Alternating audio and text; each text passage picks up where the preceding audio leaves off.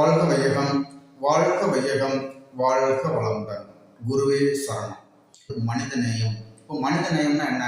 இப்போ ஒருத்தர் பாதிக்கப்பட்டிருக்கிறாங்க, அவங்கள காப்பாற்றுற மாதிரி விளம்பரப்படுத்துறதுக்கு ஃபோட்டோ எடுத்து யூடியூப்ல பதிவிடுறதா, அல்லது தமிழில் ஆவணங்கள் கேட்கும்போது சிந்தனை இல்லாமல் அந்த நபரை கடத்திட்டு போய் என்கவுண்டர் முறையில் அதிகாரத்தில் உள்ளவங்க கொலை செய்கிறாங்க இல்லையா, அதுவா?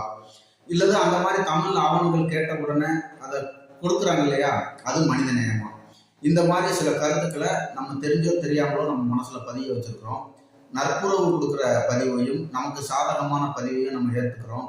வெறுப்புணர்ச்சி உள்ள பதிவுகளை நம்ம வெறுக்கிறோம். இது மாதிரி நிகழ்ச்சிகளை பெரும்பாலும் பார்த்தா வெறுப்புணர்ச்சி நிகழ்ச்சிகளை தான் எல்லாருமே மனதில் வச்சிருக்கிறோம். இது மூளை செல்களில் போய் பதிந்து ஜாதிப்பற்று, அதிகாரப்பற்று, ஊழியப்பற்று, மதப்பற்று, தொழில் பற்று அப்படிங்கிற முறையில் அவங்களோட சிந்தனைக்கும் அறிவுக்கு எட்டின மாதிரி இந்த சமுதாயத்திற்கு வெறுப்புணர்ச்சி ஏற்படுத்தக்கூடிய செயல்களை நம்ம செய்கிறோம்.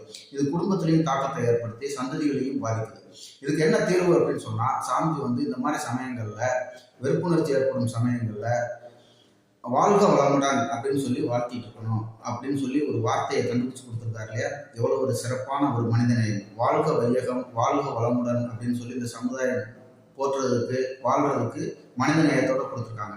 அதை விட ஒரு மனிதநேயம் இருக்கு தெரியுமா?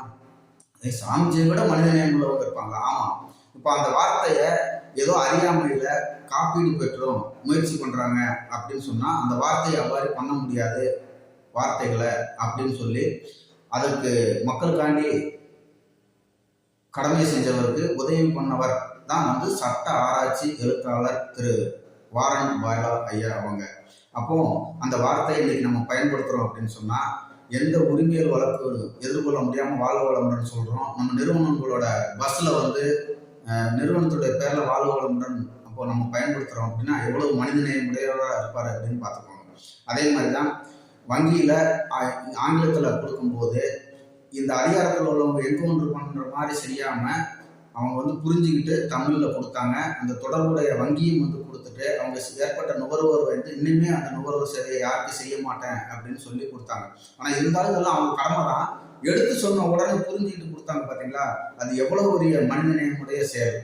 என்கவுண்டர் பண்ண வந்தவங்களை விட அந்த மாதிரி கொடுக்குறவங்க எவ்வளவு போற்றுதலுக்குரியவங்க அப்படின்னு புரிஞ்சுக்கோங்க.